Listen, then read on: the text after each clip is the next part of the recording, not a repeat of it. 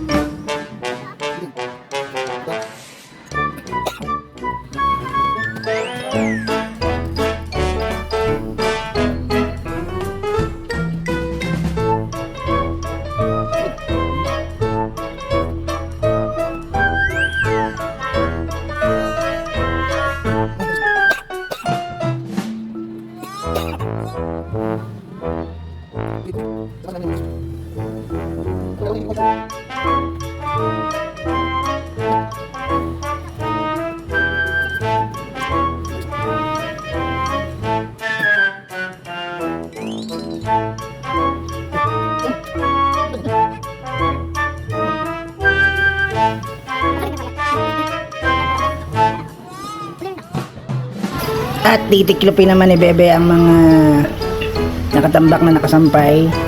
Ayan, sige. Tiklop-tiklop lang. Ang daming kalat, ang daming damit, ang daming nakakalat na damit. Nakakainis. Ay, nako. Ayan, si Bebe Fran. At siya na daw ang magbabanlaw. Pinagbigyan naman natin, mga damit naman yan, para kahit paano natuturuan natin ang gawaing bahay. At matuto siya kahit konting kung ano ang kung paano maglaba. O yan, mga damit ko na yan, pinasasalang ko na sa washing. At yan nga, mga damit ko na lang ang isasalang na yan. Tapusin na lang namin at babalawan ko na yan right after humintutang washing machine natin. Konti lang naman yan. Ayan, mga malalaki na yan din yan kaya ni Bebe, mga damit ko malalaki. Sige, kita-kits na lang hanggang sa susunod na vlog natin mga idol. Thank you. Thank you. Thank you. Thank you, Bebe.